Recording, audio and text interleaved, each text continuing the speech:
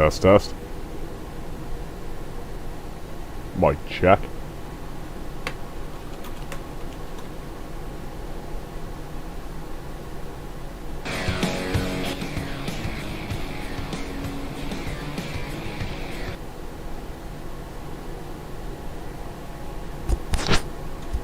Test, test.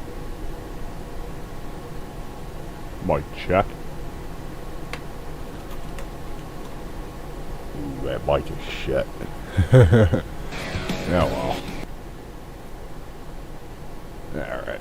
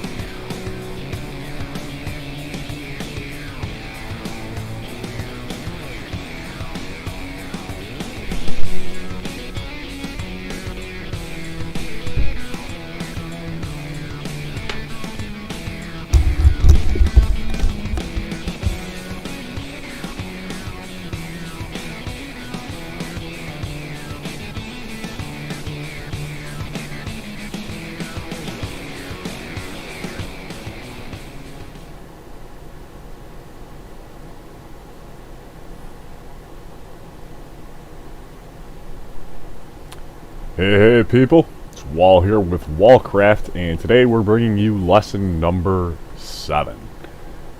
Yes, lucky number 7 here. This will be an overview of miscellaneous tools, features, various things. Didn't really have anything super planned out for this month. We had the Dungeoneering event last night where we did ZG. Cleared pretty far too for a bunch of Prebus characters. We started off with full 20 man, eventually ground down to about 15 by the end of the night, but we had cleared everything except for Mandokur and Hakar, so very exciting. Got some nice loot, some nice epics, and here we are. We're in the V-Mangos classroom now. Got my Heidi SQL pulled up, and we're going to get our solution file pulled up. Let's get this all done. And we're pretty much going to be leaving off where we left off last month here. Let me get the Discord prepared.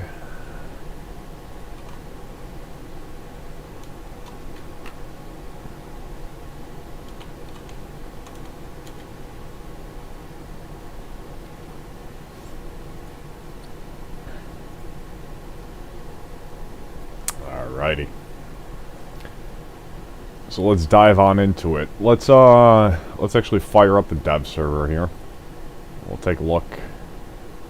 See what's happening.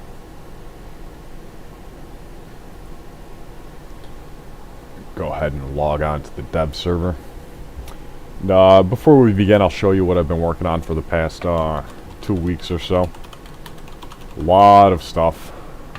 A lot of very annoyingly complicated stuff. I'll wait until it's finished booting. Oh, much appreciated, man. Always glad to see you here, Opera Jr. Thanks for tuning in on Unreal Craft and Big Doinks and Amish.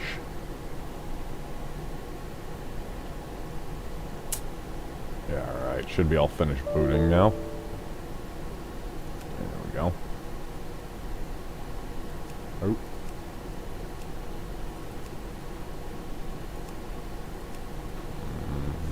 Try to log in. Retrieving character list. Uh-oh. Oh, we're on. There we go.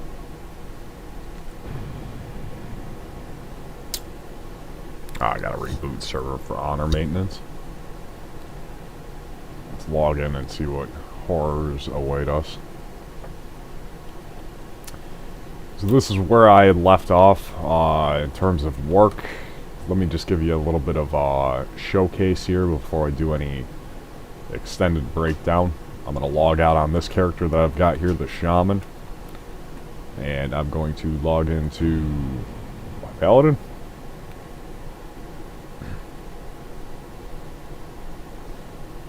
And you can see here on my console, I'm getting an error. It's not really an error, it's just a catch that I had added to the core for a check, where it shows that I am attempting to add characters as player bots with a very unique GUID, ranging in the millions. Obviously not a real player GUID, it's an auto-generated one based off the real player's GUID.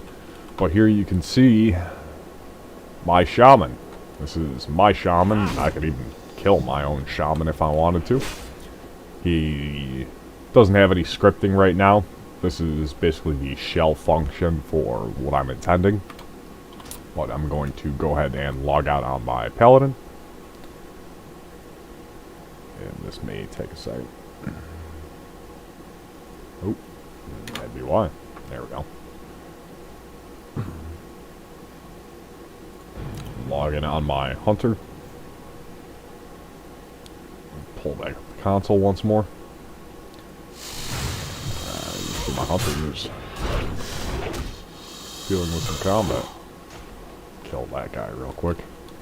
And come park my Hunter over here with the rest of them.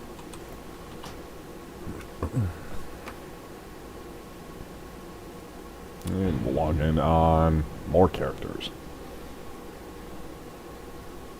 Now you can see basically what's happening here is that my characters, after I'm logging out, they don't exit the game world. You know, these are all my characters, obviously. And we're just logging them out right next to each other. This is the new feature that I've been working on. Essentially, the Living World update that I'm intending on releasing very shortly. And shortly being very subjective. The feature essentially allows your characters to stay and persist within the game world. Every time the server restarts, the characters do get removed from the world, so they don't permanently log in without you initiating the process. But essentially, each week when characters log out of the game world, they will persist within the game world. Your character stays inside the game world. The reason being, obviously, is a very logical one. It's a very realism-centered one in the fact that this is meant to represent a virtual world, and these characters live here in the virtual world. Previously, they logged out and left the world when you logged out due to technical limitations, but we've reached a point to where that's not really a concern, so with a system like this, I could have all of my characters persist within the game world permanently. All my characters live, breathe, sleep, eat, etc. in this game world. When they're logged out, obviously, in the open world, you saw me attacking my own shaman. If I were to get flagged here, I got a GM off. If I were to flag myself, obviously, I could even fight my own characters. I could kill my own characters. This character right here is a hardcore character. Death's Trial, so if I killed him... If I killed my own Death's Trial character here, you can see I have this character. He's persistent in the game world. He's obviously not online, but his character still exists in the game world. So if I were to log out on this character in an unsafe location, I could be ganked. And then when I were to log back in the character, obviously I would find myself being quite dead. I log back in, my character gets auto-ported, my death counter's increased, I've died. So imagine that. Imagine logging back in on your hardcore character and, oops, I decided to log out in front of BRD carelessly, and I died because a player killed me, because you don't exit the game world. Now, obviously for hardcore there is no PvP. It's a PvE exclusive mode on Warcraft. The Death's Trial is the only PvE exclusive mode planned. So it's not really that much of a concern. But for War mode, which is basically hardcore but PvP centric, it's obviously going to be a very big concern on where you're parking your characters at night. You want to take them to an inn, take them to a safe location, take them to a place where they're not going to get ganked by enemy players, be it of the enemy faction or rival war mode guilds, which could even be of the same faction. When you're parked in an inn, you are unattackable. You'll log out, your character will exit the world when parked inside of an inn or a place that has rested bonus, but otherwise they will persist in the game world. They'll persist in your player housing. They'll persist in places where you'll be flagged as safe, but you'll be able to stay online. And frankly, I don't even think that I'll have them set up to be removed from these cities or the end. It just depends on the amount of congestion. I don't want 2,000 AFK players inside Stormwind or Ironforge, making the game look bad. But if there were, 100 or so people logged out at a time, I'd have to play it by ear on that, on where characters will persist. Just depends on what really feels good for the game world. But obviously player housing will be a guaranteed one. So if I were to take all of my characters to a house, I can't even remember all my characters' names, unfortunately, but we'll port them all here.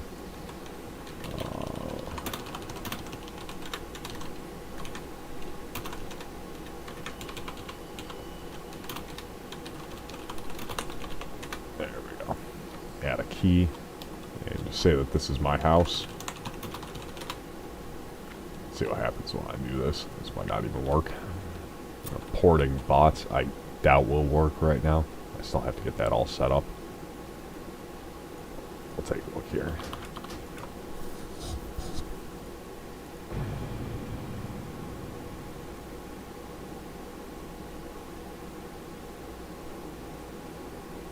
Nope.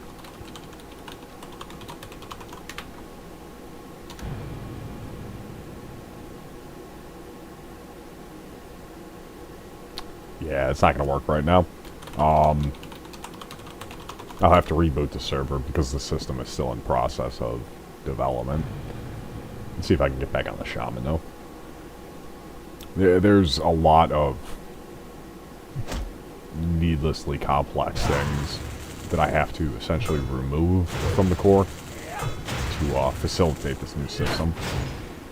Just because they're not relevant any longer. Let's take a look, though. See if I can get back on. May have to restart the server because I haven't added teleporting, essentially. Regardless, though, I'll take all my characters over there manually if I need to. Yeah, that'll be alright. We'll reboot this real quick, though, to clear all the characters. Show you what happens.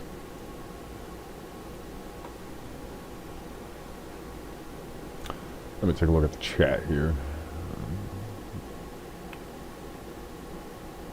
Virginia asks, what is this system is for? What's the idea behind it? The idea is essentially to have the world replicate a little bit more realism in the fact that you don't simply just vanish when you fall asleep. You know, you don't just disappear and phase out from the real world.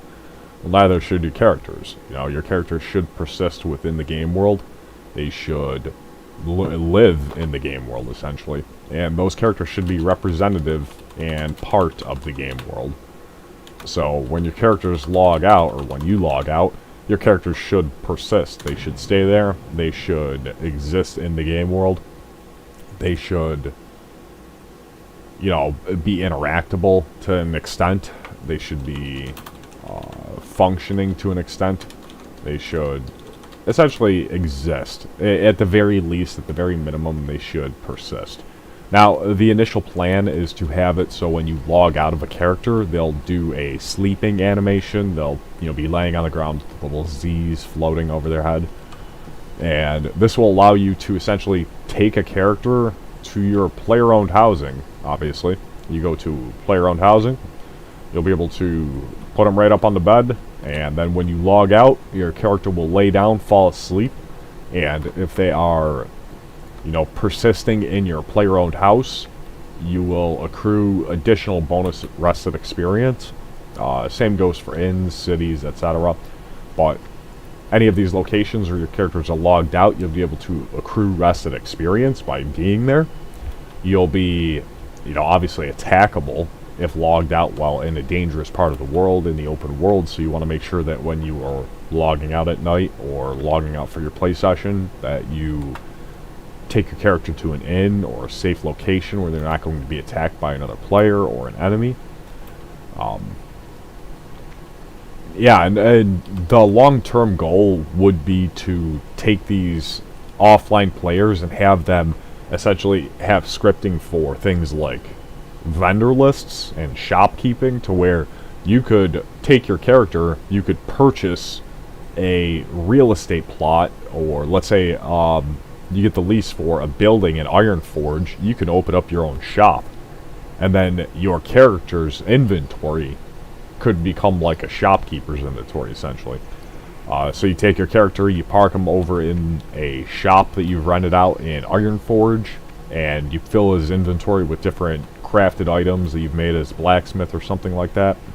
And then other players, while you're offline, could go over to your character and then trade them like a vendor, and basically purchase the items off your character.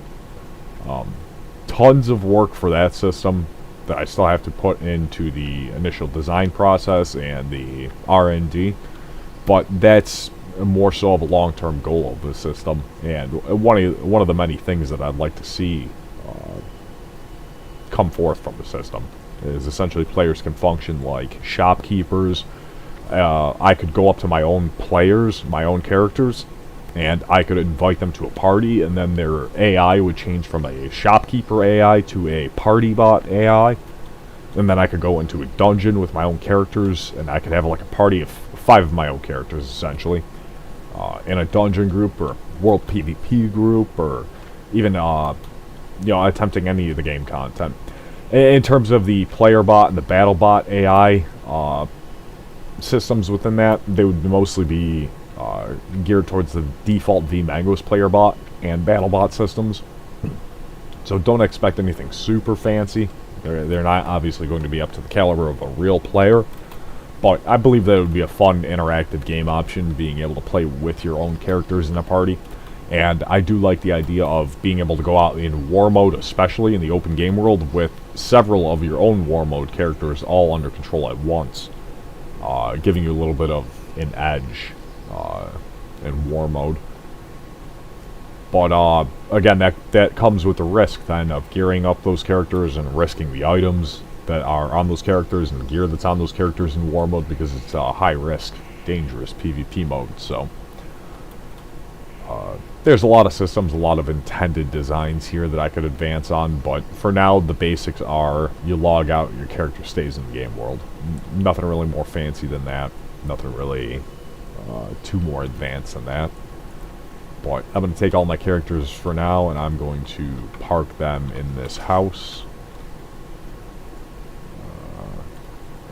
Just throw them all over here.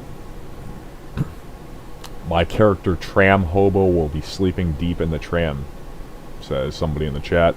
Absolutely. I think that is the intended design. I want players to be able to fulfill their fantasies within the game that they've always wanted, and essentially have the game world living around them in the way that it should have been, or it's always, been intended to, but couldn't because of technical limitations. So I think the idea of being able to have a hobo-themed character living in the Deep Run tram, and you log in every server reboot, you make sure that you log in on him so he gets initialized into the game world, and then he's sitting down there in the tram. He could be, selling rat meat or something goofy, selling cockroach pets, I don't know. Just funny stuff like that gives a lot of flavor and uniqueness to the game world that really makes it a special place for people to be. And you can... that's like a big cornerstone of Wallcraft. Design is player-driven interaction, player-driven consequence within the game world. So if players want to do these things, they should be able to, and they should be able to become known for it. They should, that should be their role in the world, if they so choose. Ever Jr. says, I like your general way of thinking on this mechanic. How about making a next step and allowing players to make their AFK characters being a complete quest givers NPCs and create their own quest? That's what I'm talking about. That sort of stuff, amazing, would be absolutely wild. And that's really the long-term goal of this facet of the project, or at least this system in particular.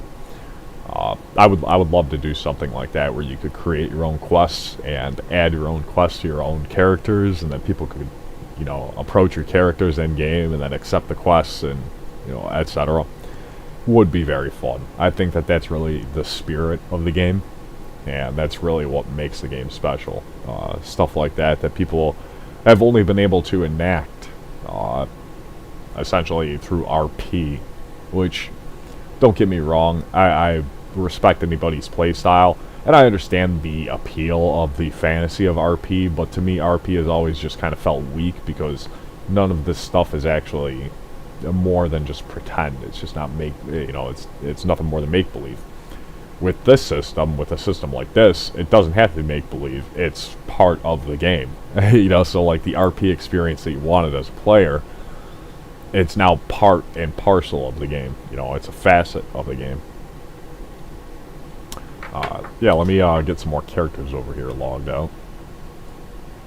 Just gonna send everybody over to my house in Moon's Rest.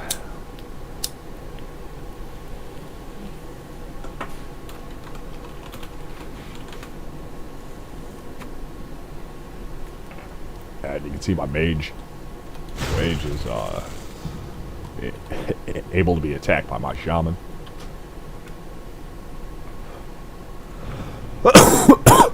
Oh, sorry. Coughing right in the mic.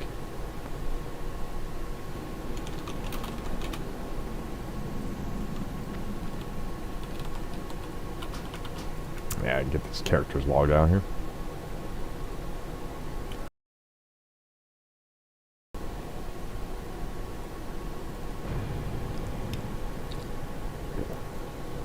Link level 1 asks, will characters starve and require sustenance? Thank you for working towards these dreams. Yes, that is part of the survival skill, in fact. Your character's health and thirst, I'm sorry, their hunger and thirst will increase over time. As to whether or not that'll happen when they're logged out, that's TBD. But, yes, the survival profession, if you'll see, let's see if I've got it learned. Oh yeah, no, that's the hunter skill. The survival profession, for those of you who are familiar with it, it's not fully implemented yet, but that will be part of survival, is maintaining hunger and thirst of your character. Food and drink that you obtain in the game, you know, water and food, they will be able to replenish your character's hunger and their thirst. When your character will be able to starve to death, essentially. You'll be able to die from starvation, die from dehydration. It won't be very easy to do. You'd basically have to ignore these things for a week straight. But in terms of offline characters, they may suffer those effects, but it would be marginal. It would never be a disadvantage to have your characters logged in, and frankly, I doubt that they would actually have the system even affect them, because it just seems too much of a chore to constantly have to feed and maintain characters that are offline for no reason. I'd rather have these systems be very convenient to the players and never a hassle or a chore. But yes, your character will be able to starve to death and dehydrate when you're playing them. Likely that would just be affecting, like I said, real players, not these offline players. Survival will help mitigate that as well, though. The survival profession will be able to, which is a secondary profession, everybody will be able to learn that.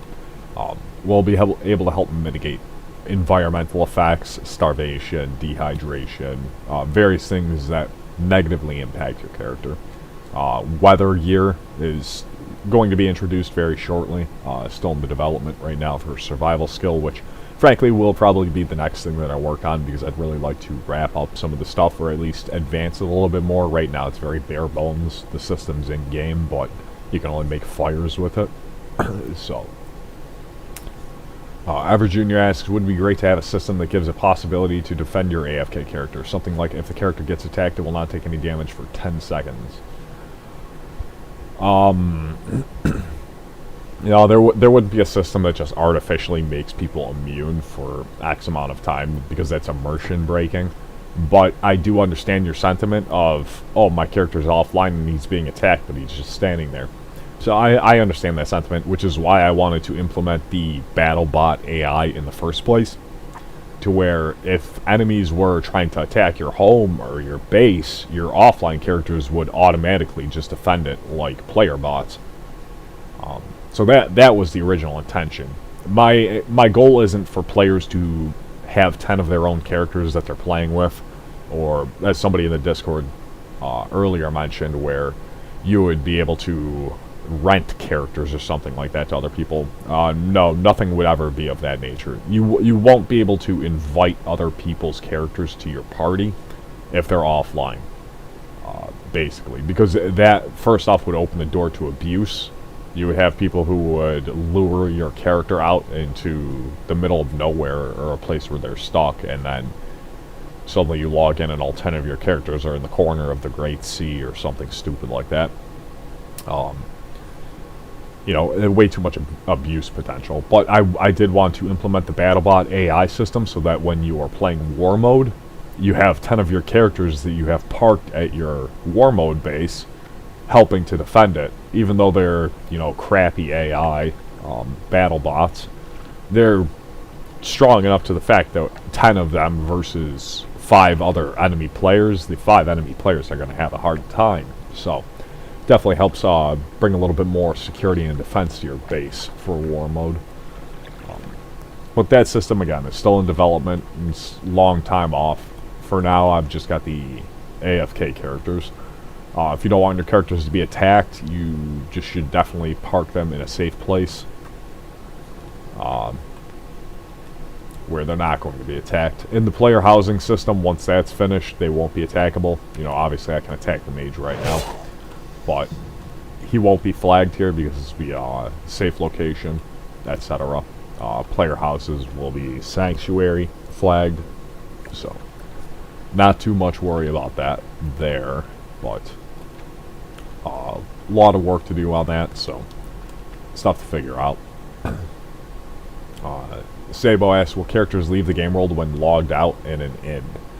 I had addressed that earlier. I'd like to keep everything in the game world, all our characters, etc. But if there are 10,000 active players, or let's just say there's 1,000 characters online that are AFK, and 100 of them are jammed to the Goldshire Inn, well, that kind of looks bad. But at the same time, it might not.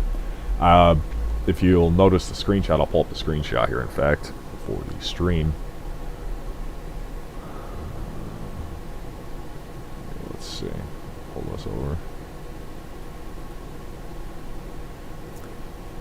You can see on the screenshots here. In fact, this is the big one, and I could load this in, but I don't want to crash the server. This is 4,000 players on Warcraft.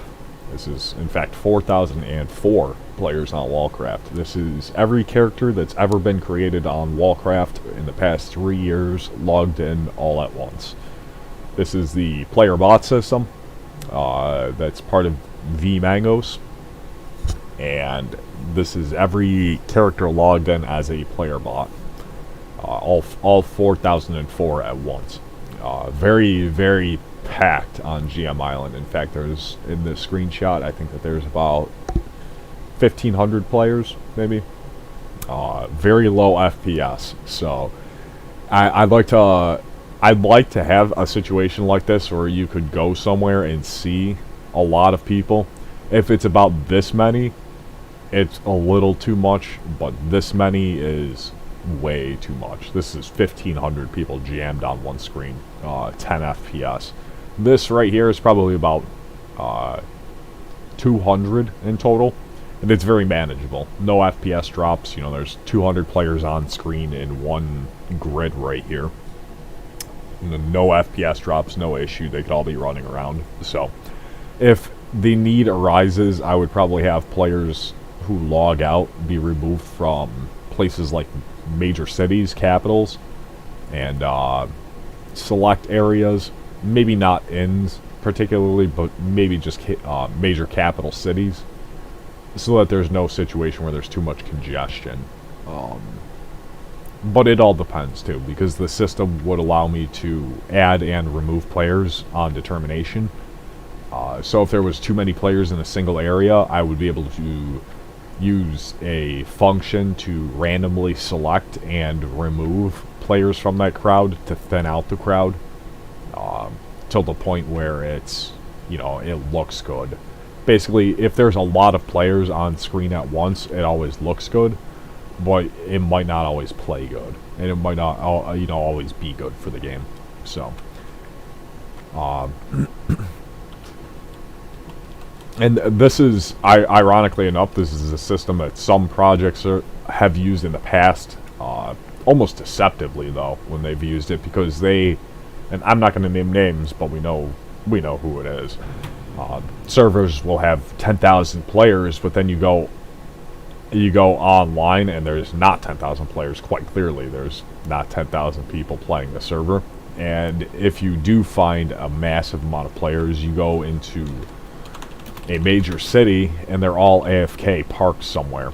Well, that's basically a random player bot spawning system that they're using to spawn in players as bots to increase the population count. So deceives players into looking at the who. If I were to do /who, you could see all these people online, and I'd think, oh wow, there's 6 people online. That's cool. In fact, there's more people on the dev server than there is on the test server. Weird. Well, yeah, obviously, none of these are real people, though. They're all player bots. But you can't tell as a player, so you end up being deceived by it. So obviously, that's not the intention of Wallcraft. That's other projects that have used the player bot system of emulators, VMangos or Trinity Core or Azeroth Core or whatever. They've used the player bot system to fake player numbers to deceive players, and they're thinking that the server is more popular than it actually is. The Wallcraft system is intended to breathe life into the game world with your own characters entering the game world at your determination and staying in the game world and being part of the game world when you log out.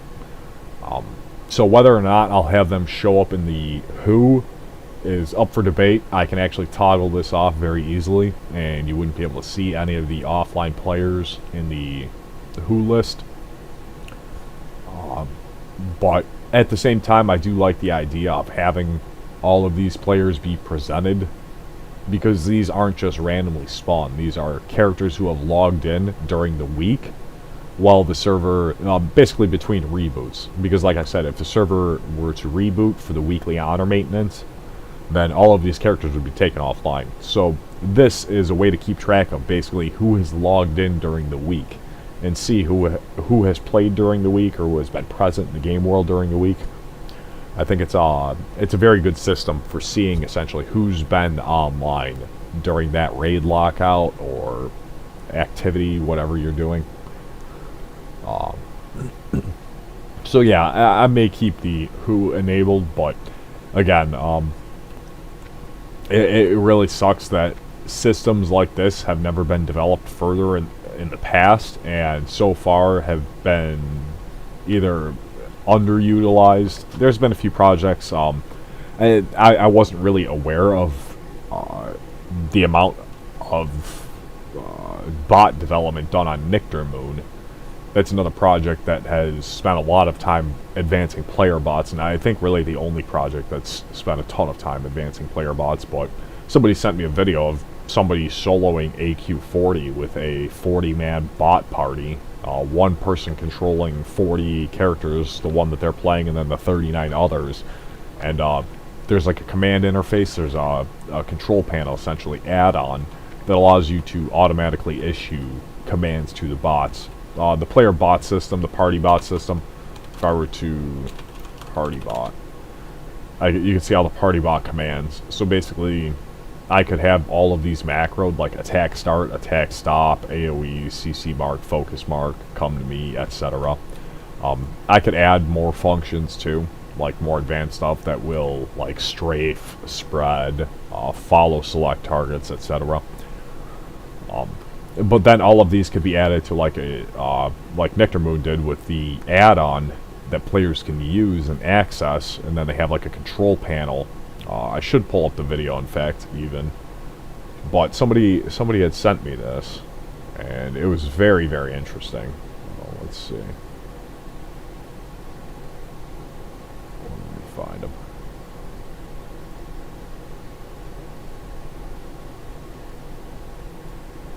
Yeah, here we go. Pull this up here.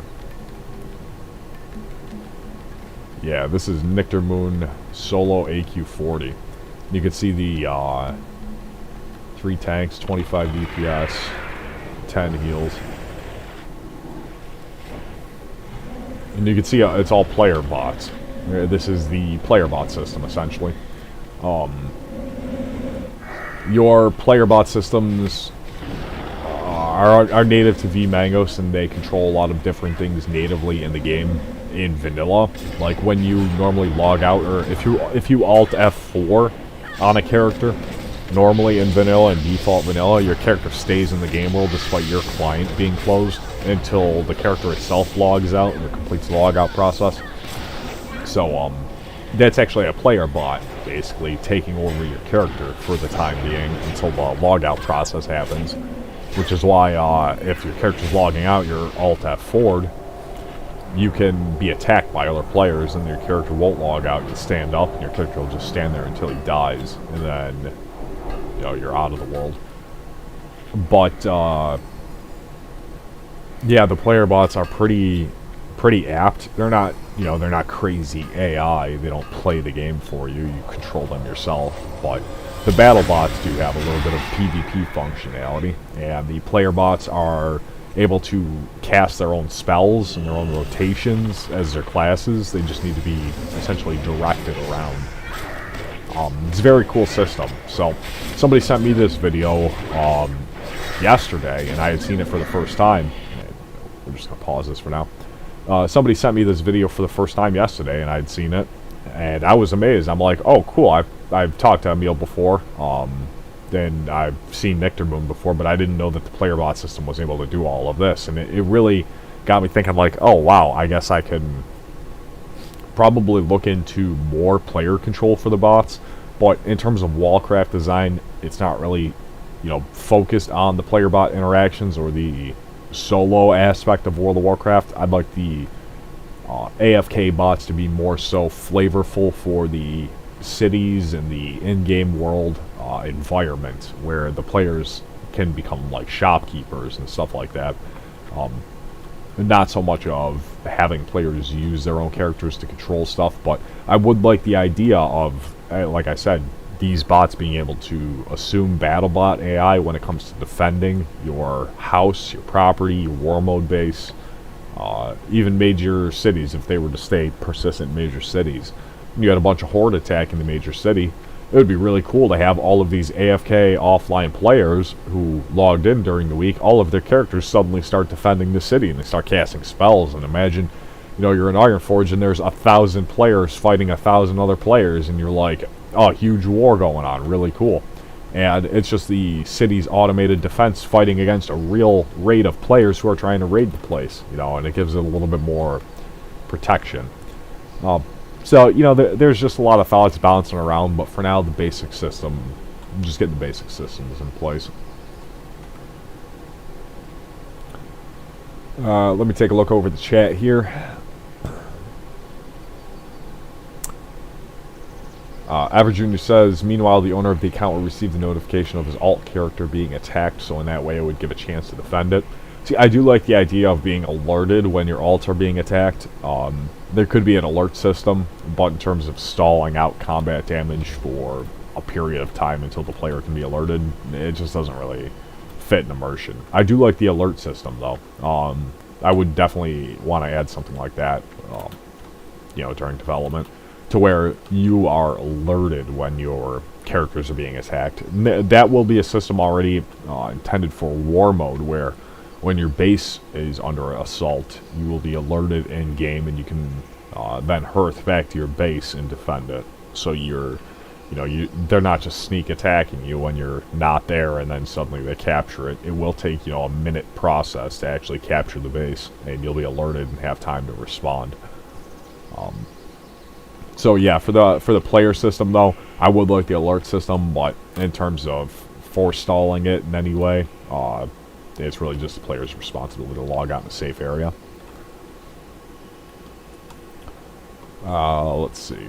Sabo asks, will characters leave the game world when logging out in an inn? Oh, I already answered that. Yes. Yes, very likely they'll log out when in an inn. Unreal Craft says, lol, 40 people AQ, MMOC RPG. Yes, basically. It's hilarious, and they actually fully cleared Cthulhu in that video. But, yeah, so like the player bots are pretty capable if you are a capable player and you know how to work them. In terms of that though, you won't be able to invite other players' characters, offline player bots, to a party or interact with them outside of what that player has determined, because otherwise there's too much road for abuse. People would just be taking your characters and dragging them off into an inaccessible place in the map, or griefing it in some other way. So, always gotta remember that griefing systems are a very big priority too.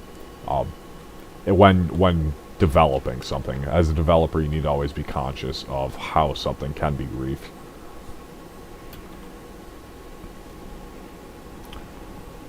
Rochi says, you can get your own offline server with as many bots as you want. I did this for a few weeks. I was moving and didn't have internet. Lol. Yeah, it's funny. With the player bot systems that already exist on VMangos, like I could spawn in, like I showed you on the screenshot, all 4,000 players, and I could assign them player bot AI, and they could go out and fight each other in the world or do dungeons and stuff with me. So it's really cool that these systems do exist in a structure to where I can use them for my intended designs, because otherwise it wouldn't be added if it didn't exist in the first place. Would be way too much work for too little of a result. Reynolds says, would be really cool if you had like a vendor bag that you could equip, and when you're offline, the contents of the bag are available for purchase as a vendor. Yeah, that's basically the idea that I'm working on. I have two different bags that I've been working on right now. One is a secret. I'm not going to reveal it yet because it's still in development. It's really cool, but I don't want to spoil it. The other one, though, was a vendor bag that would be used by the object accessor to find the contents of the bag and then parse them onto a NPC vendor list, which the cache would reload when you were talking to a player, actively updating with whatever was in their bag. The big problem with that, though, is that I would need to construct anti-exploit measures. So, that was one initial assumption. The other one would be vendor lists that are predetermined, where basically you could talk to an NPC and create like a vendor list for your character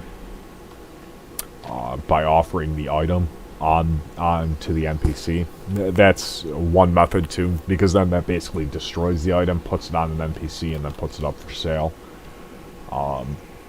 That's another one, though, that I have to look into anti-exploit measures. There's a lot of possibilities for exploits when it comes to trading with players, so I have to put a lot of time and work into that.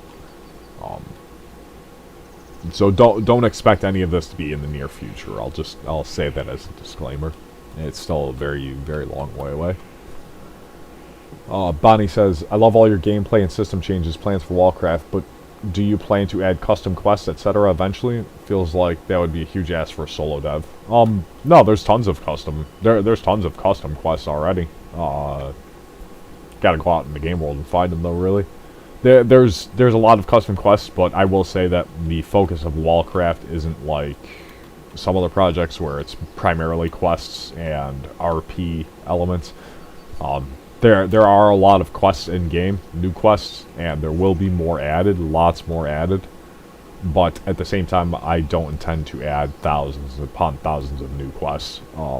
If I had time, I would. If I had time, I would add every game object as interactable to the point where you could go up to a bookshelf and click any book on the shelf. I would love to do stuff like that. It's just all about time constraints and really what the players want. And I don't feel like questing is the primary thing for a lot of players, but at the same time it is very, very nice to see new quests, especially ones that are well done. I don't believe in adding fluff quests. I don't want to add brand new go kill 10x quests for some random NPC for whatever reward, some green boots. Like that's not fun. That's just a part of the leveling process and the grinding process. However, I love adding new quests that are engaging. They tie together with the story and the lore of the game, or they resolve cliffhangers. A good example is the Sunken Temple quest. The Sunken Temple gem quest has a cliffhanger in default vanilla that has been resolved on Warcraft. And, yeah, let's see.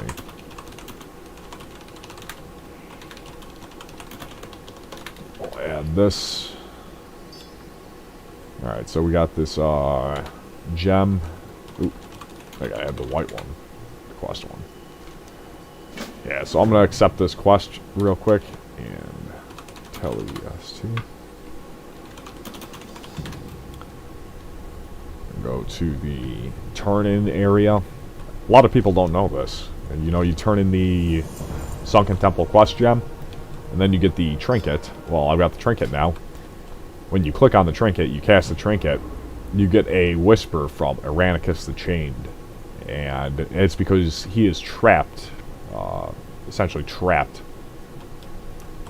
within this essence, partially, just part of him. And he gives these little random shout texts every time you activate it, every time you use it. But as you see, every time I use it, he gets progressively angrier at the player. You know, and he keeps begging the player now. He was threatening you, and now he's begging me. And if we keep clicking on this trinket, it's tough to do because this trinket's got a 30-minute cooldown, or a 15-minute cooldown, whatever. So, eventually I'll hit the random text where he'll give me a little spoiler. I'll just keep doing this until it does.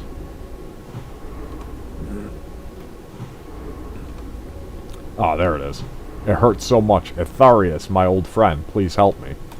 Well, a lot of players don't know this, but there's an NPC in-game named Etharius.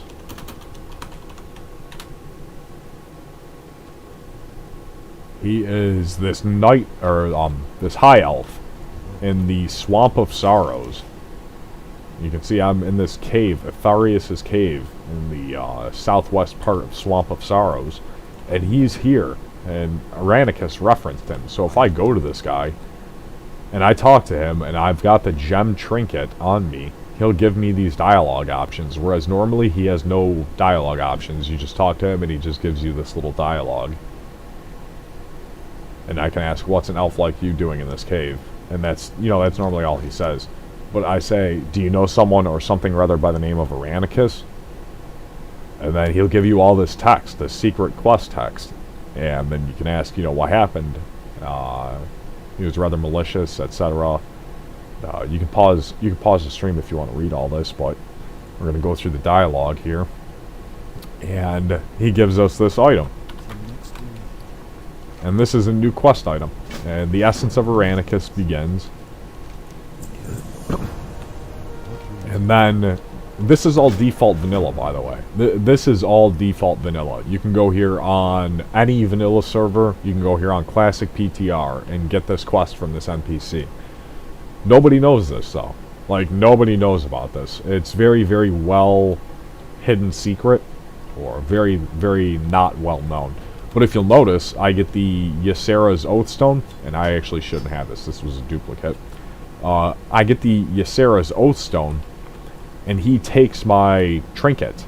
He took my Chained Essence of Irenicus. Or, no, he actually doesn't take the thing. Does he? Yeah, whatever. So he takes the Chained Essence of Irenicus, though, and gives you this Oathstone. And then the quest ends. The quest ends in Winterspring. You go to this NPC, and then you turn in the quest, and then it just abruptly ends. And it doesn't go on further. It doesn't go on anywhere. This is the unfinished quest for the tie-in from Sunken Temple to Zul'Gurub. Because in the lore of the game, Irenicus and the Green Dragonflight go down into Sunken Temple, which is a troll fortress, and they are fighting to stop the summoning of Hakar originally. And Irenicus is put into a slumber, and the other dragons, the other Green Dragonflight, they're basically possessed and enslaved by the trolls. And they fall under their hex, under their curse. And forgive me if I'm butchering the lore here, but this is the long and short of it.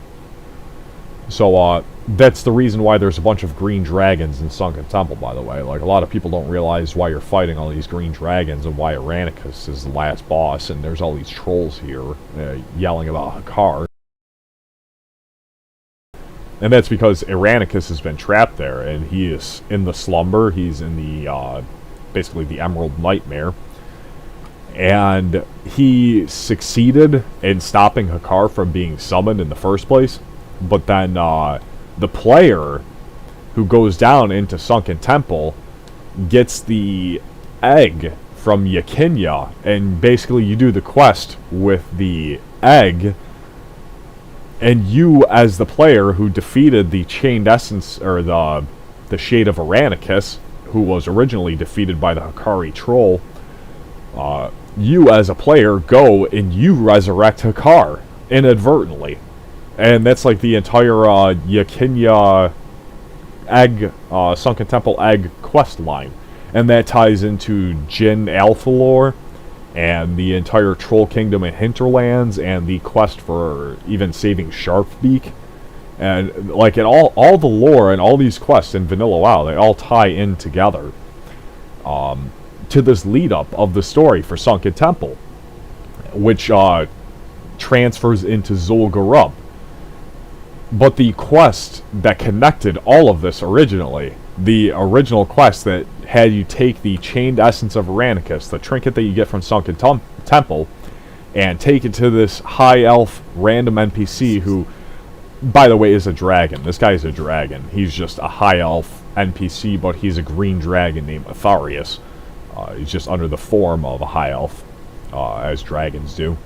If I take the Essence, which is an unmarked quest in-game, if I see the dialogue after using the trinket that Aranicus is shouting and he mentions this guy, and I find this guy and I take the Essence to him in the cave, he gives me the Oathstone of Ysera's Dragonflight. And then I can accept the quest in Aranicus' own words, and I go to this guy, Umbrance, in Winterspring. Go see Umbrance. And this is this guy all the way over here with this random night elf in Winterspring. Like, all the way over here behind the Timbermaw area. And you've probably seen this guy, and you think this guy is just totally useless. He doesn't have any dialogue or options, and this lady doesn't either. She's flagged as Winter Saber Trainers. And she is one of like 3 NPCs that are associated with this faction, which the other 2 obviously are the repeatable quest guys that get you the tiger. Well, she's a Winterspring trainer with no dialogue, and this guy normally doesn't talk to you, but since I have the quest, I can go turn in this quest for him. This is, again, all default vanilla, but then it's done. And that's how it ends. That's how the default vanilla quest ends. It abruptly ends there. For no reason. And then we permanently lose our Sunken Temple trinket. We no longer have it because the quest NPC took it. And, yeah, that's it. So, that's the cliffhanger. And again, this quest was intended to bring the player over here, cleanse the Chained Essence of Aranicus, basically that trinket that you got. You're supposed to be able to cleanse that with this guy who is the Umbrance, the Spirit Speaker. You are supposed to be able to speak to Aranicus through this guy by cleansing the trinket, and then Aranicus sends you on a quest to stop Hakar, basically, and it ties into ZG. Aranicus says, "You're foolish, you helped resummon Hakar, you gotta go stop him now." And that's where you get the epic trinket on Wallcraft. And this quest chain is completed on Wallcraft. In fact, on Wallcraft, I can go do this quest right now. I've actually done it on this character, so I'd have to log out, choose a different character. I'm going to grab this character right now, though, and go do that quest chain.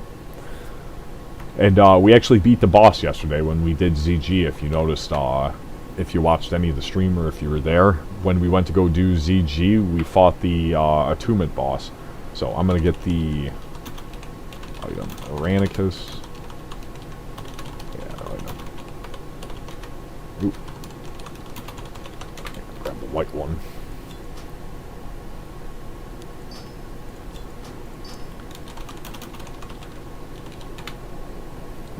Go here. We're going to do the quest.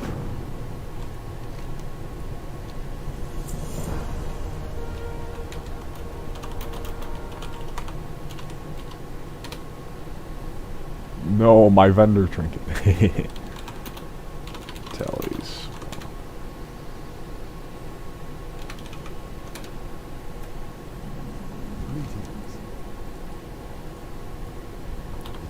Get the quest item.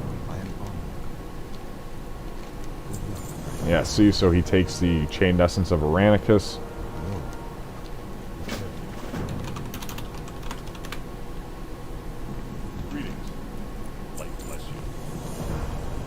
then, hey, there's my character.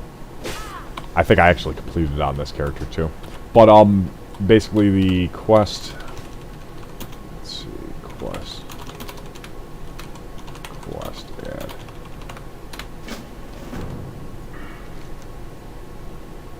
Travel to Lake Kelthril and recover the Augury Stone from the Vengeful Spirit. So we have to get the stone from the Vengeful Spirit. Let's see. So we travel to Lake Kelthril. We kill this elite here, Vengeful Highborn. This pretty soloable. It's not that hard, but it's definitely elite, so you gotta watch out. We're gonna kill it for the quest item. Get the Augury Stone.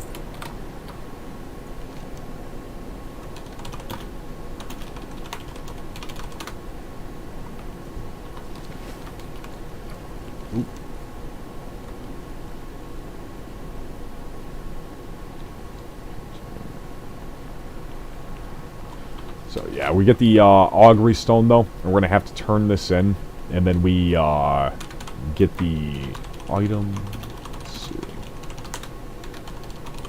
Yeah, here it is. Chained Essence of Aranicus, which is a sacred. This is an object. It's a quest item that doesn't have any follow-up or lead, because I wanted to keep the flavor of the secret quest chain, quote unquote, which not really secret, but the initial turn-in for the Sunken Temple Trinket. Obviously, there's no breadcrumbs to direct you to this NPC, aside from the dialogue upon using the trinket.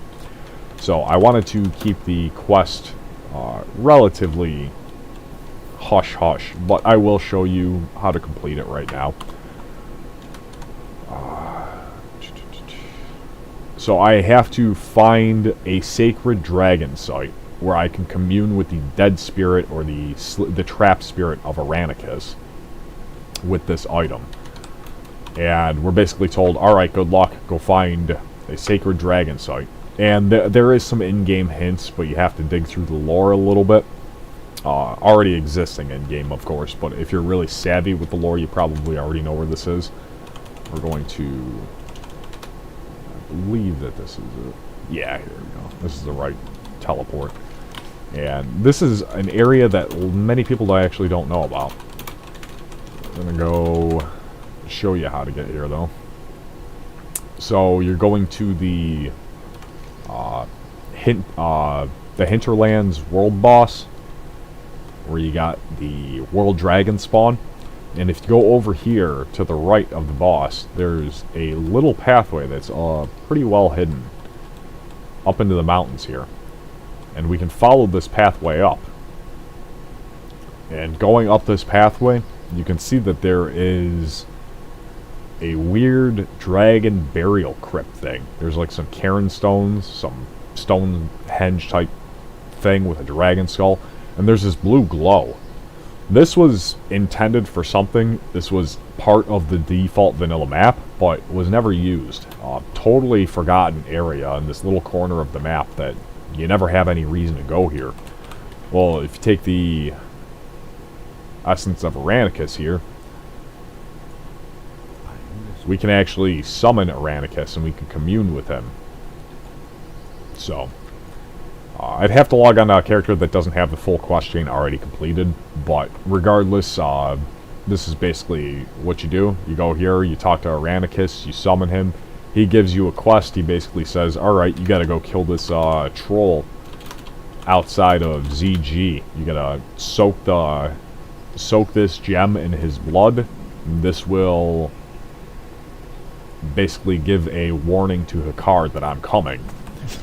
So this guy, I'm going to approach from the front here. 1 second. Alright. So this guy is the guy that we killed yesterday before doing the ZG. When you enter ZG, you know, you come up the path here. This guy is now parked outside. And once you spawn him from the quest, he'll be spawned here. You go kill him. You'll be able to get your attunement done. Chances are I'll have the quest changed to basically give you an object to summon him, or you take the essence over here to summon him at that point in the quest, so that he's not just always parked out here. But for the time being, he's just sitting here now so people can test him. He is a full-fledged fight. He is a 20-man boss. Took us, like, legit, took us about 2.5 minutes to kill him yesterday. He's not very difficult, but he is definitely a nuisance, and the biggest factor about him is any world PvP when you're trying to kill him. He himself blasts everybody around. He flings people around. He's got a Wind Fury totem, though, where if he's smacking somebody who's not a tank, he will definitely clobber them. And his healing stream totem ensures that if he isn't being focused or his totems aren't being taken care of immediately, that he will be healing constantly. You can just DPS him down through the totem heal, but if you're fighting other players, you know, he's very difficult.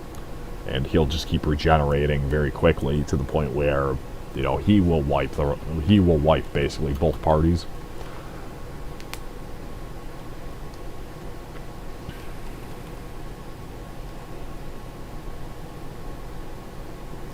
Bonnie asks, this is exactly what I mean finishing quests like this. Had no idea you completed the Iranicus one. Will we be able to cleanse Corrupted Ashbringer too?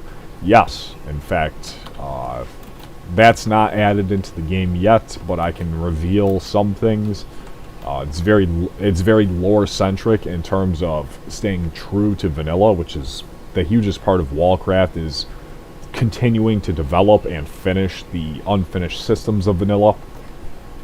Corrupted Ashbringer being one of them, and of course, as you all know, you take the Corrupted Ashbringer into Scarlet Monastery and you talk to Fairbanks, and Fairbanks says, well, this Ashbringer's too corrupted, it's too far gone, but there's another one that can be forged.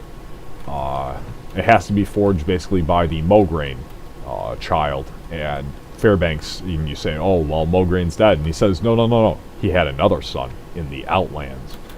Well, that's definitely part of Warcraft here, because we'll go over here and we'll take a look.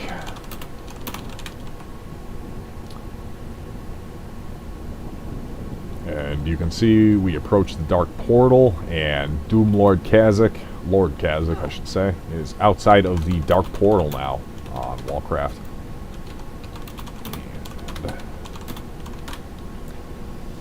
We aggro him. He pulls all the demons nearby. Of course, he is Khazak. He slaps. Absolutely crushes. But for now, we're going to kill everything. Oh. There we go. See what we get. Ooh, Amber Seal.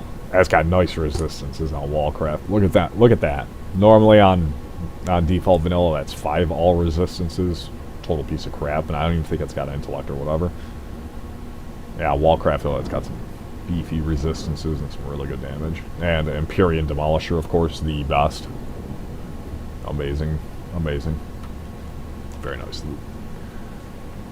Anywho, now that Khazak is dead, we are able to access the Dark Portal. Go a little bit faster here. Normally, if he's alive, you can't get through the portal.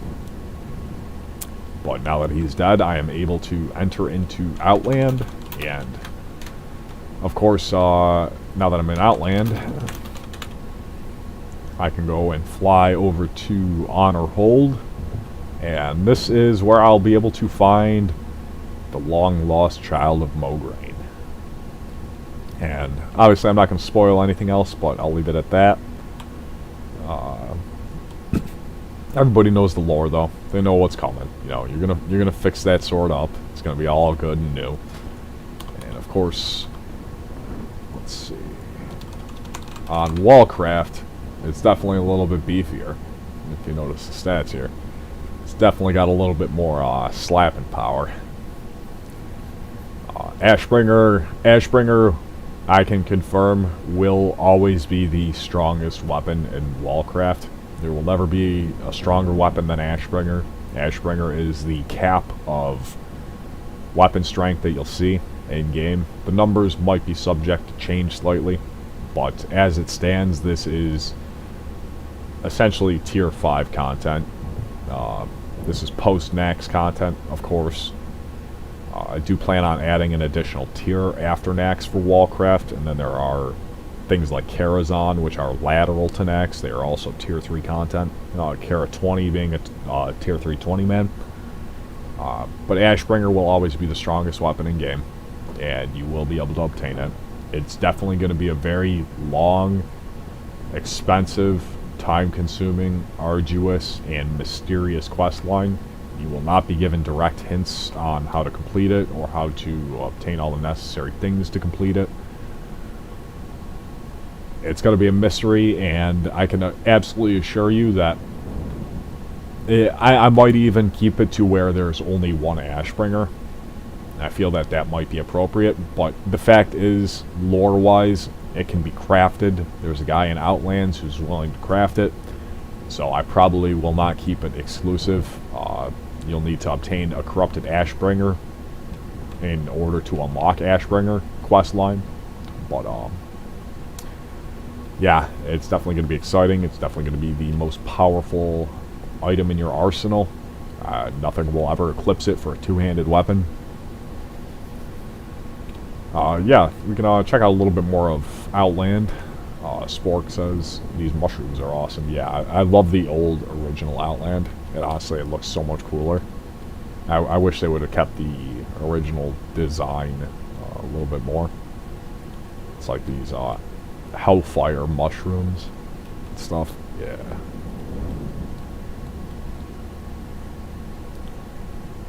And of course, you've got the Pools of Agonar.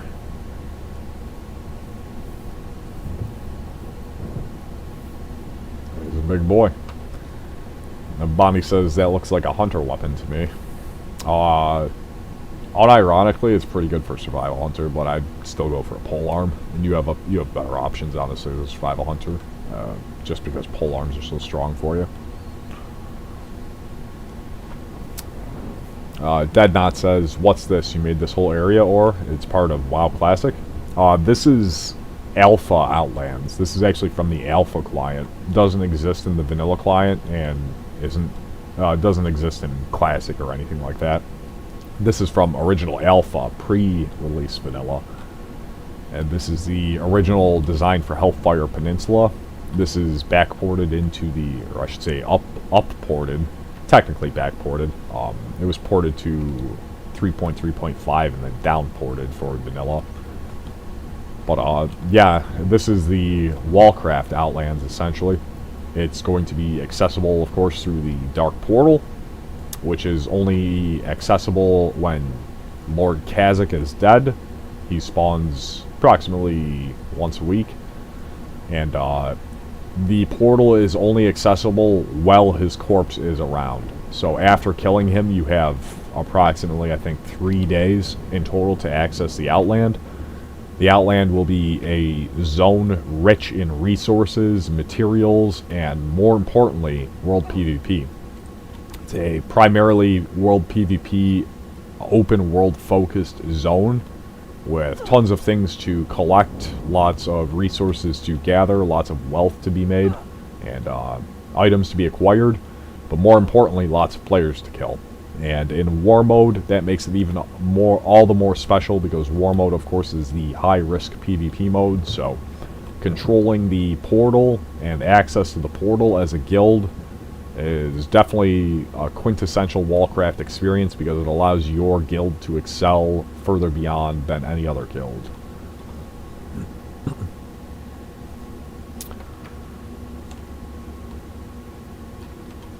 So, anyways, we've chugged on for about an hour and a half. I haven't really talked much more besides the upcoming stuff for Wallcraft. Not really much of a classroom this week, I guess, besides just discussing about Wallcraft. So let's take a look into something, at least, so I can say I made your time worthwhile. This is the offline player system. This is the files, the C++ files that I've been modifying, editing to, adding stuff to. And I'm actually going to pull open...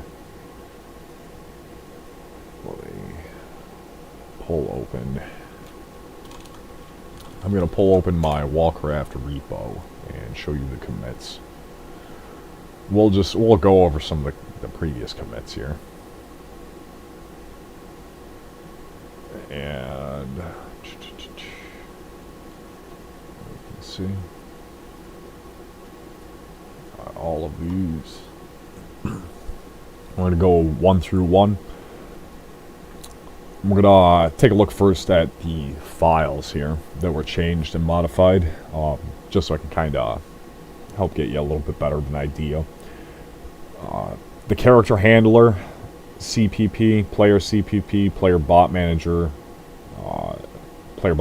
header file, the world session, and world session header file. These handlers, the player bot managers, and the object managers are all working in sync to essentially give the illusion that a player is playing when it's actually a bot after a player is logged out. This is a standard part of vanilla. This is something that you always see in vanilla. This is a system that pre-exists in vanilla. As I said before, when you Alt F4, your character stays online for an extended period of time, even though you're not in-game. This is a system that exists to basically implement and facilitate the logout process. And, of course, the other aspects of the emulator project's player bot systems, like the party bot and the battle bots, even auction or chat bots too, those technically count. Those all fall under the umbrella of the player bot system. The world session system is what establishes your authentication request from your client to create a world session, which then is able to work as kind of like a bucket for all the info that needs to be sent to your client and references to your characters and etc. And the world session, of course, is the world itself. So, very important. That's the game world itself. These different things work in conjunction with each other, but basically the process is when a client logs in, they send an authentication request. The server authenticates the client, and then the server assigns the client a world session. The world session is assigned a player account, GUID, and different pieces of information for the player's account. And then that player is able to log into their characters. The session will be assigned to the currently active character. Or, I should say the currently active character will be assigned to the session. The number will be assigned for the session within the array of information. And then when you're playing on that world session. And then when you log out, the session is temporarily halted while you're in the character selection screen, and then it's terminated once you exit that. If you're in the character selection screen, the world session technically decrements for the counters, but it still exists. And then when you log into another character, the character GUID essentially just changes for the session. The magic of my update happens when you log out of the character. Instead of terminating the session when you close your client, or instead of temporarily halting the session and decrementing it when you enter the character selection screen, what happens is you log out or you exit the world, or any logout system triggers. And if your character is not a bot, if you're a real player, your character information, your GUID and all the character information is taken and it's generated into a new artificial session. And that session uses a GUID with the player's GUID, which is the character GUID. So let's say the first character ever created on Wallcraft would be Wall, player GUID 1. Well, then it's incremented by 1,000,000 with the player GUID added to it. So this would be 1,000,001 would be Wall's bot GUID session. So the GUID then is generated and assigned an AI player bot system. And that player never leaves the game world. The player GUID session just simply changes. It's generated, it's assigned a bot, and then the character is assigned to that world session. So your character never technically leaves the game world at any time. It doesn't leave and then a bot bot spawns in its place, your character is basically being hijacked automatically by a bot session that automatically is generated by the server. And then, of course, it stands there AFK.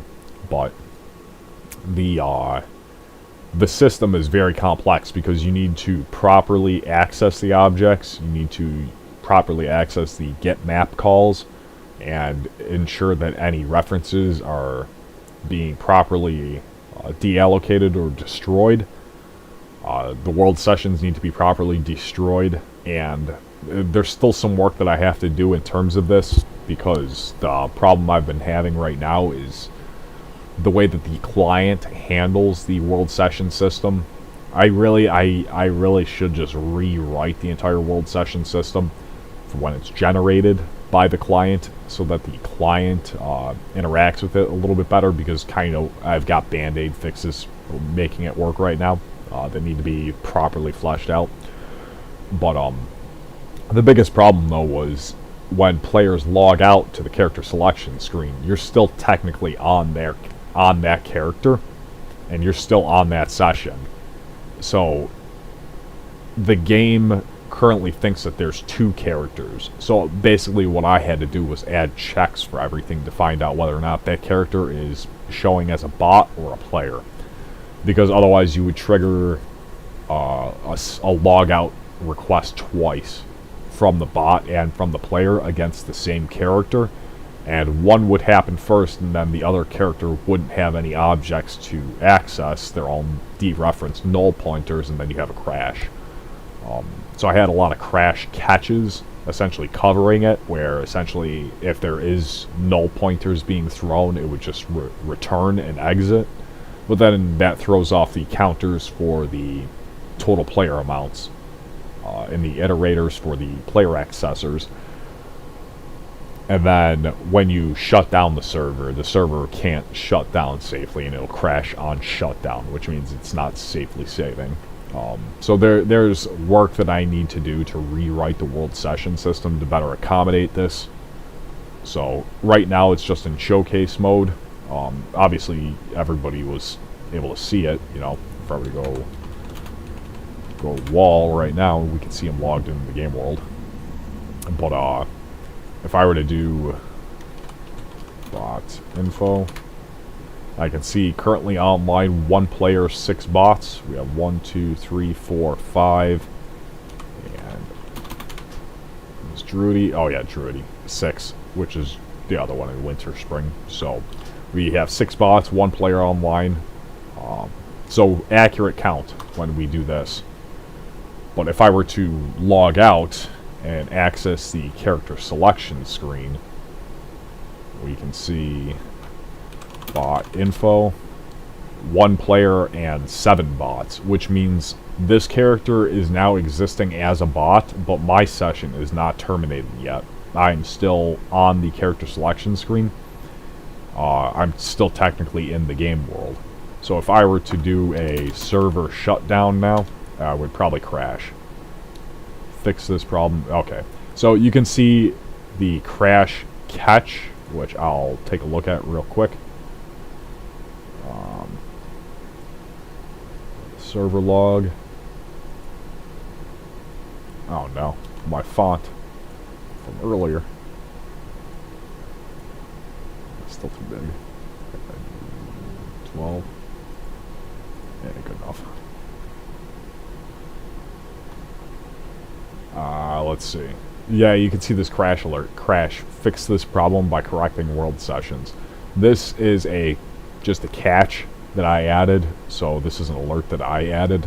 The server didn't crash, but it's a crash catch that I had added because shutting down the game world while a character is still on the character loading screen would normally crash because it's attempting to log out a player with a non-existent character and a character that also shares the same player GUID as that non-existent character. So I have to clean up essentially the player session transfer process. The problem though is how the client also handles it. If I were to terminate the player session, then they don't go to the character selection screen, they just get kicked right out of the game world, which would work honestly, and that happens in default vanilla anyways if there's like some packet issue. You know how when you log out of you log out and it kicks you right back to the login screen? Like you don't even go to the character selection, it just disconnects you. Well, that happens sometimes, and that, if I were to do it like that, that would happen all the time, but it would be a very easy fix. But I'm not really looking for an easy fix, I want to do it the right way. So, I want to properly terminate the sessions accordingly, and not be accessing dereferenced objects, or null pointers. Let me take a look at the chat here.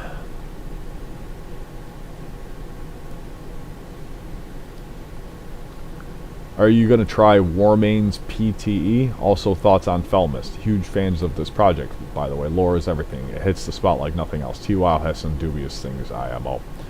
I've never played Warmane. I've never actually played a Wrath of the Lich King private server. I don't have any interest in Warmane simply because the server's funded by pay-to-win. And again, that's the thing. Like, I would play a server if it had... Like, I don't know. It's tough to describe. I could see myself just... like, I wouldn't feel morally bad. I should say it like this. I wouldn't feel morally bad for playing Turtle WoW, despite them having a cash shop. Because their cash shop, despite it being, you know, a cash shop, which I hate cash shops, it's not particularly pay-to-win. There are pay-to-win things like buying bags that totally invalidate Onyxia hide bags, or like the mobile mailbox and shit. That's you know, that's treading on pay-to-win, but it's not explicitly pay-to-win. You don't buy gear, you don't buy characters, shit like that. Warmane, on the other hand, total aggressive pay-to-win racket. I would never play Warmane. I understand that the server is a for-profit venture and that the funds are helping to maintain a good project to where it's not unstable, it doesn't crash, they have developers, they have staff, etc. But it's aggressive pay-to-win, and I would never play a pay-to-win server. It's just... I'm an old-school gamer, I believe in a sense of achievement. You know, and for me, pay-to-win totally defeats the spirit and the integrity of the game. So, no, I won't be playing Warmane. Felmist, I would definitely play Felmist. I don't have time to play Felmist, though. TBC is pretty enjoyable. It's not my favorite expansion. I'm not a huge TBC fan, but TBC is fun. It's definitely a fun process going through the initial raids and stuff, but the problem is TBC brick walls very quickly. Basically, when you hit 70 in TBC, you're going to spend the first month grinding like a maniac, and you're going to get all of your reps all grinded up to Exalted, and you're going to get all your stuff, and then you're going to get your tier set from Kara and Gruul, and you're going to start doing SSC and Tempest Keep, and you know, you'll be farming Megtherodon, and then you're done. You're out of content. You're basically, once you are raid logging in TBC, there is absolutely nothing else to do, aside from maybe arenas, but every TBC server I've played on, the PvP has been non-existent, so arenas, we had to pre-make 2 groups from the 10 people interested, and fucking forced 5 versus 5 matches, or 5 to 5 win-loss matches every week, just to farm arena rating. Like, so without arena, there isn't anything to do in TBC after you finish all your grinds. Once you finish all your rep grinds, you have nothing left. And if you make a new character, then you're stuck doing the same rep grinds, and they're just so arduous and time-consuming. So TBC pisses me off like that, yeah. It's very fun up until the point where you run out of stuff to do. And unlike vanilla, where it's like, okay, I can just go level 1 to 60, and it's this whole journey. For TBC, it's just like, okay, well, I've got my character, time to blast it through the same dungeon farm. I gotta farm Shadow Labs for another 30 hours. Whoopee. Yeah, it's like that. So that pisses me off about TBC. If the PvP is active, though, then TBC's got a lot more stuff to do. But yeah, I don't have time to play anything really. So I have been playing Dota like a fiend for the past week because I'm needed a break from working on all this offline player bot stuff, so I'm like, you know what, I'm just gonna fire up some Dota. I re-downloaded it, and then, of course, that's how Dota goes. I play one match, I play 1,000.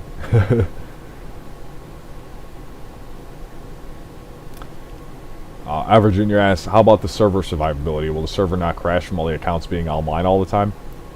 Yeah, that's not a problem whatsoever. Having a ton of accounts online isn't an issue. Because basically they're just players. They're just players with world sessions that don't have any sockets attached to them. So it's basically, it's like your character being AFK, except the server isn't sending any data to any client. It's just existing. So it's very lightweight. I was able to host 4,000 people on my desktop. Not even on my server, just on my test desktop, which is worse than my server, obviously. So having 4,000 offline player bots all standing on GM Island, the server didn't have any issue. You know, it's no stress really. If I wanted to stress test the server, I would have to push it to like 20,000 and then really see where I can get with that. Intra asks, Wall, come join us testing custom dungeons on Epoch. That would actually be really fun. Epoch's looking pretty wild. I love the map edits that they're able to do with the stuff in Blender, or I should say WMO edits in Blender. It's really cool to see. You know, and my expertise isn't Blender. I'm new to Blender myself, so I've only done a few you know, modest things. Average Junior is actually the one who does any of the Blender work that we've got done, so yeah, it's cool to see a project that's really focusing on doing the model edits and stuff like that in Blender edits. Yeah, yeah, it'd definitely be really cool. If I found some time, I definitely would. I would like to go check out that Dead Mines. That Dead Mines look really wild. And wasn't there a new room in Onyxia? If I recall, they added like a new boss in Onyxia with like a new room. I wanted to see that. That looked really wild. Link says, problems with other pre-servers is pay-to-win, corrupt GMs, bots. Interestingly, the only issue Wallcraft seems guilty of is that it's not out yet. Yeah, exactly. And I would love to do a video on my thoughts and feelings on the scene right now, because the scene has just been such a fucking circus lately between all of the stuff that I've seen, and just not even the past month. Maybe, like, yeah, past month. It's just been such a fucking circus. And pardon my French there, but it's been unrealistic on how things are being managed and things are being handled on so many different fronts. But yeah, that's why I work solo. That's why I don't want to work with nobody else. You know, I like getting help from people. Average Junior is a huge contributor with Blender work and stuff like that. And if people want to contribute, that's totally cool. I love contributions. But in terms of having people on the project, in terms of that, it's tough, because then you're opening the door for things like corruption and influence, nepotism, you know, any type of funny business. And I hate pay-to-win. I'll never have pay-to-win or any type of cash shop or anything like that. Wallcraft is funded solely through donations on the Patreon. The only thing that you get from donating on the Patreon is a custom in-game house, which is functionally the same as any other player housing in-game. I'm just willing to go into Nogget and make the house in-game for you to whatever customizations you want. So it's just like map editing stuff. But, yeah, like pay to win, corruption, bots, these are all things that plague the scene in such a terrible way, and I don't want nothing to do with that. I don't want any pay to win ever on Wallcraft. I will not tolerate any botting, obviously. And hopefully with the way that I have registration set up, botting won't really be possible. Won't really be feasible, because to register and play on Wallcraft you need a verified Discord account, which requires a active phone number, which makes it very, very difficult to make accounts, because you need to make new phone numbers, and Discord has to verify them, which is very difficult. It's a lot more difficult than people assume. So That should definitely keep out a lot of people. And that goes into the next question as well. Link says, how are the feelings towards region block players? You know the ones.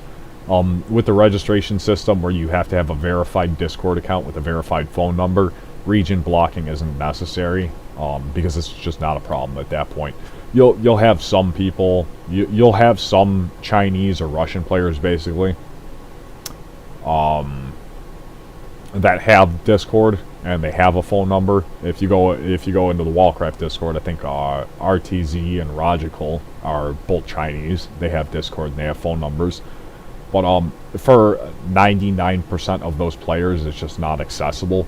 And for those who are really enthusiasts and people like Logical that are, running their own projects where they're enthusiastic about it, they'll still be able to access it because they have those prerequisites. But in terms of like a Chinese bot farm, they don't have 100 cell phones to verify on Discord. And Discord is pretty good at blocking fake phone numbers and stuff like that, so you need like a continental United States or like a verified phone number basically. It's not feasible to register accounts to bot with or to deal with any of those problems. So hopefully that system kind of stops that. Putin Warrior says, thoughts on Big Bear? Heard you two were friends once upon a time. What happened? I'm not aware. I vaguely heard somebody mention his name recently.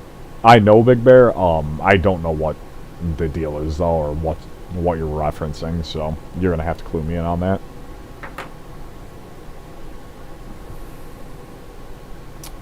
All right, back to the thing. I'm gonna smoke a cigarette real quick. Hopefully, Putin Warrior has a response because I'm curious now to know what's up. But I'm gonna smoke a cigarette real quick, grab a drink, and then we're gonna dive back into a little bit more information. We're probably gonna run this for another half an hour or so we can get in full 2 hours, maybe a little bit longer. But yeah, let me get a smoke real quick and grab a drink because I'm getting a little raspy.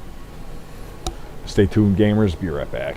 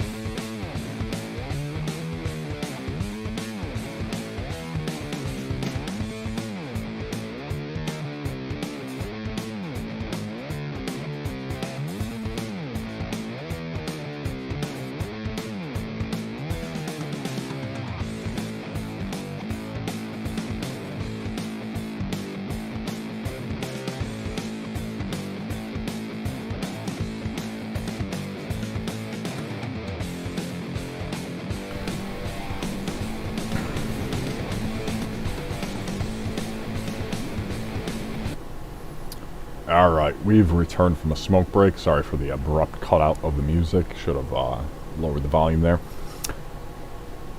Oh, yeah, let me have a sip real quick of the Juneberry Red Bull. Delicious flavor. Man, they don't stop making zingers, I swear. Red Bull just has their thumb on the market. They know exactly what I want. This message is not sponsored by Red Bull. But man, I wish it was. I would love some free cans.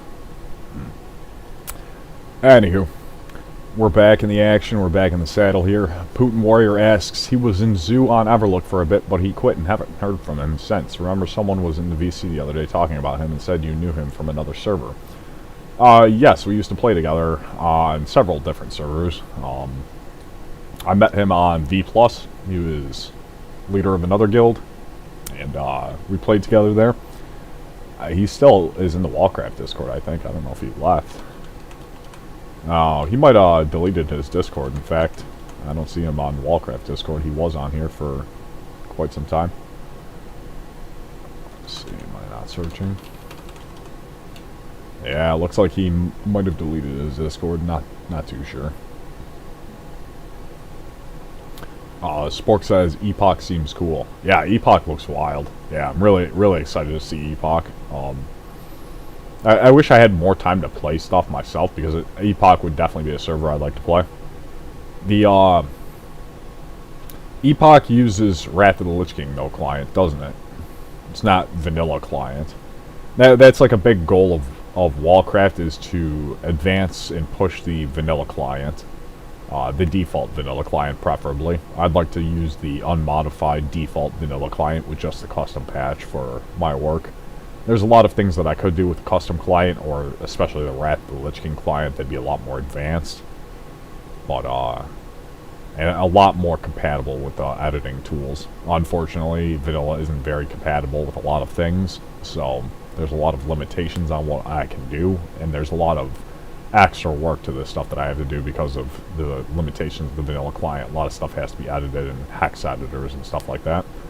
So it gets kind of annoying, but at the same time, you know, it's the game that I love. So I would definitely love to check out downgraded Wrath client though, and see how that handles.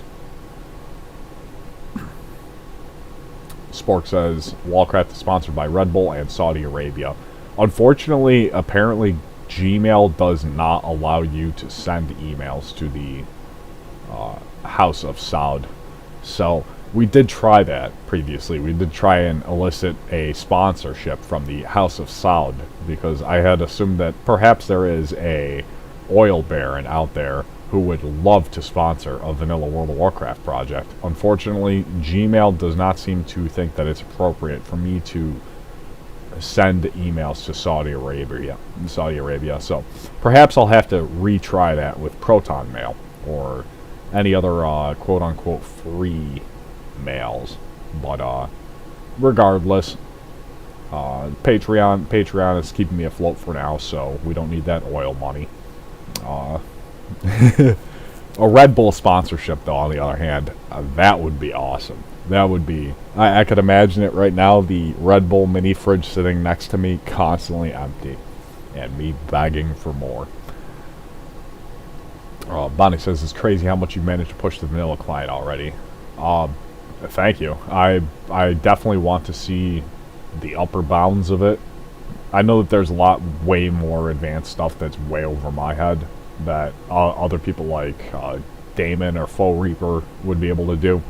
But in terms of just the default client and seeing what I can do with just the patch utilities, I think that that's definitely a big priority here.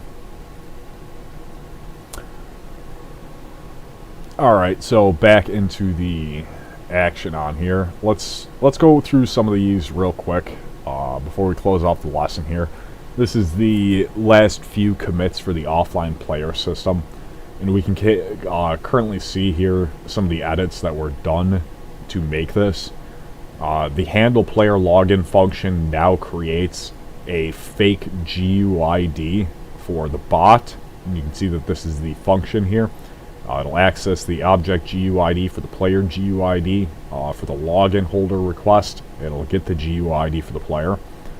The accessor will find the player with the GUID for the current character, referencing the player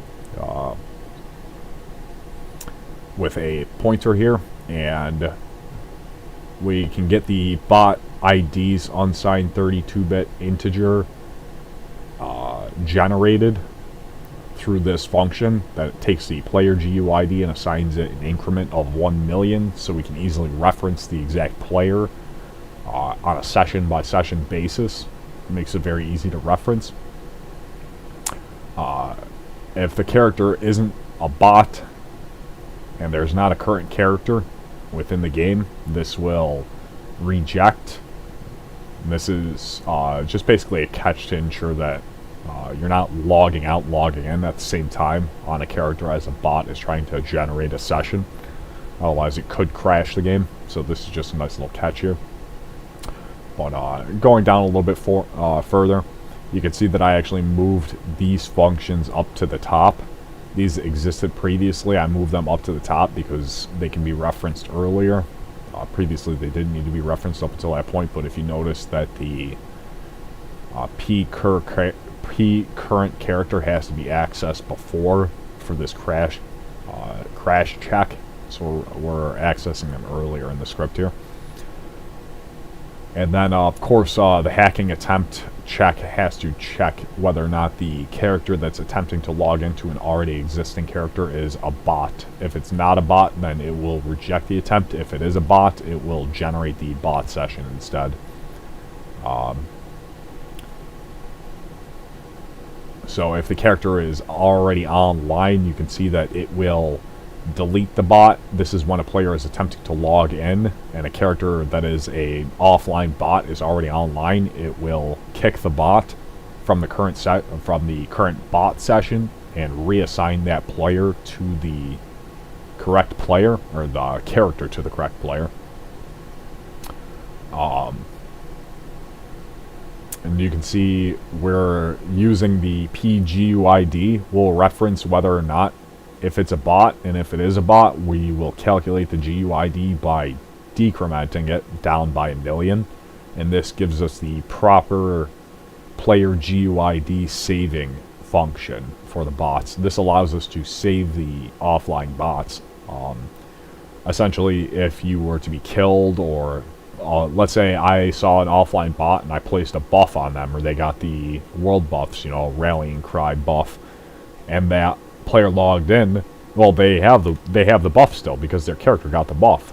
It doesn't matter that it was a bot that was offline, that was standing in the city, that got the buff for them.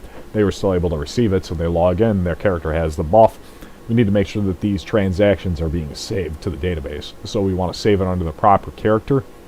And this check was added because without this check, the characters would actually be transferred to a different non-existent account. So we need to decrement the player GUID to the proper character, and then we can begin the transaction with it. And then we change this function get GUID low because we now have that function being called with this, and we can change the PGUID if it's a bot, and if it's not, then it stays the same. Player bot manager. If the iteration is not a custom bot, which all of these offline bots are selected as custom bots, these ensure that they are not removed from group when you log out. So basically, if you were to log out, your custom bot would stay in the group's party. It doesn't automatically get removed.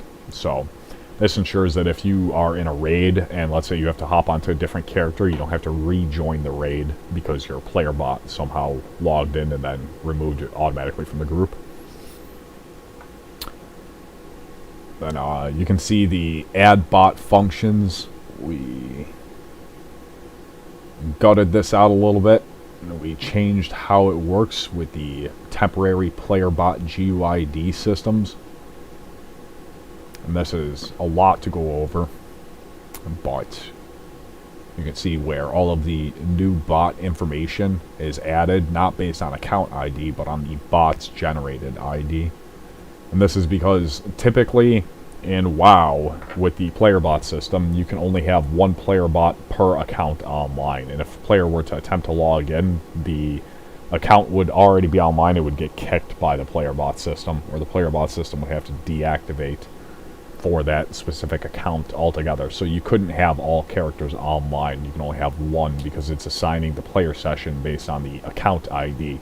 With this new system, by assigning the world sessions based on the player's character GUID, we're able to have multiple sessions with the same account featuring multiple characters.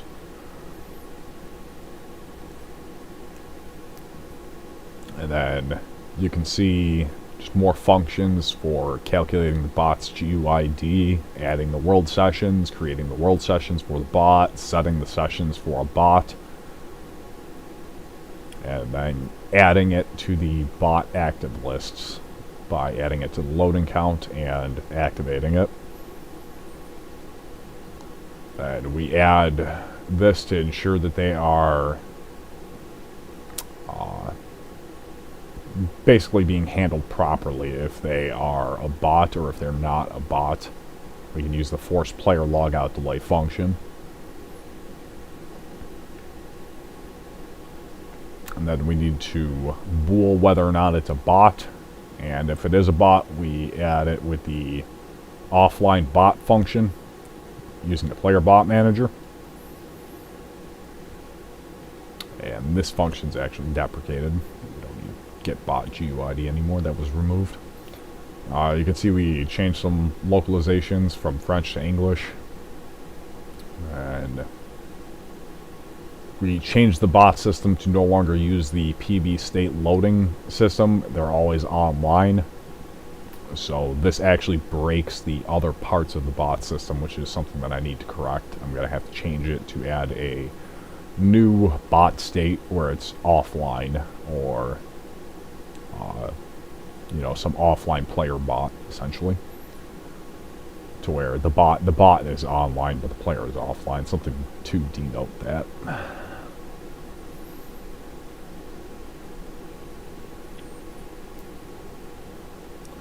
And then this ensures that the world sessions aren't being removed from the session map, because these sessions are generated anew. So these aren't removed from the world session map and not logging out the player. So we can ensure that this could actually probably be re-added too. I probably can re-add that check. And then this ensures that pet saving is only handled correctly, and the logout request when it's not a player bot. So you can see we've got all these commented out because these are no longer handled on the logout request. These are now handled on the world session close. And because logout requests now generate a bot instead of logging out the player. And then this ensures that we properly close the sockets when we transfer those over.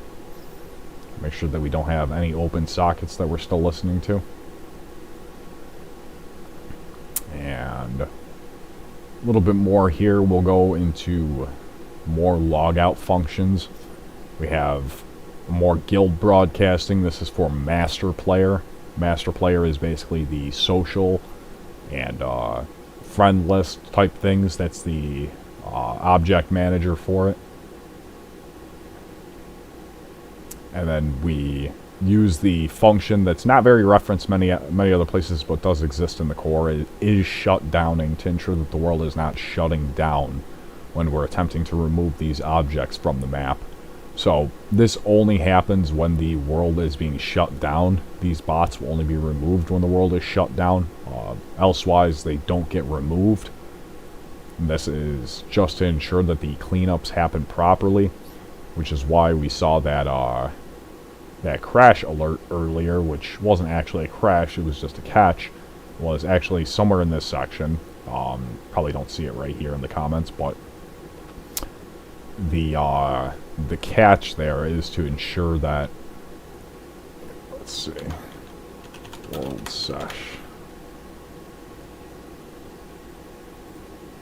we can see. If the player is not in world and the player is a bot, we can correct the world sessions is what we need to do. This is during the world session logout, and this is because halfway through we decide to refresh to ensure that it's correct, to ensure that there's no crash. Well, when we refresh, we're actually refreshing the world sessions for the bot and the player, and we can see that one is online and one is offline, so we're throwing both. So this catches it by ensuring that only an event that would actually cause a crash is causing a crash, or at least catching via this, because the player needs to be in world during logout while it's being accessed through the different iterators. So when we refresh, if it's no longer in the world, that means that it was a bot, and we need to fix this problem by correcting the world sessions, which is a to-do for me. And then these are the master player events, the dungeon anti-cheat exploits, buyback exploit catches.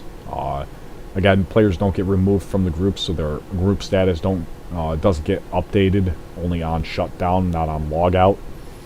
These calls to get map need to request whether or not the server, or need to check whether or not the server is in the process of shutting down, because if it's calling for the shutdown and the get map, it will remove. And then this remove check actually needs to have a catch added to it, whether or not it's a bot, because these cell accessors, these get map accessors, will crash in the event that the player isn't in the character selection screen and their bot is in game. So we'll have to add checks to find out whether or not they're loaded but not in game world, but also a bot but also in game world. So some real complex checks, which are band-aid fixes, which is why I want to just rewrite a lot of this world session system, because the amount of time I had to spend with a debugger going through all of the breakpoints to find out exactly what was running. At one point there was too many requests, because there's like 4 different requests where a logout gets called for a player. Well, if you're accessing multiple of them at once, which you're not supposed to, but with the new systems you can, if you're accessing multiple at once, you'll basically call 4 logout requests at once, and then suddenly you're trying to log out a character that's already logged out multiple times, and then you end up with a crash. So I had to run a lot of debugging. I probably spent 3 days with the debugger running and 500 breakpoints open, just checking every cycle as everything would happen. So real pain in the ass. Definitely would be a lot better of my time to rewrite this. So I've just been trying to gather all the info and gather all my thoughts together and kind of make heads and tails of all this. It's a very complex system.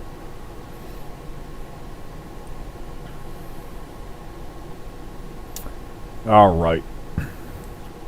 Let's see if we've got anything else really. I think we're going to call it here for this week. It was a little bit more of a social than a classroom. We went over some of the updates that I've been working on, though, and we got some of the code. We were able to take a look at some of the commits and just talk about stuff in general. Next month, we'll follow up on the DBCs that we were going over previously. Not in the last month, but the month before that, we were going over and reviewing different DBCs. So we'll pick up from where we left off there, and we'll dive back into the client files for the next lesson. And maybe even showcase some new stuff. I've got some houses to add, so we'll probably take a look at them for the next month's lesson, and maybe even touch on Nugget a little bit. I have to look through some of the stuff because I moved around some of my files. I'm going to have to look through my Nugget again, see what the deal is there. But regardless, we're going to dive back into DBCs next month because I want to finish wrapping that up.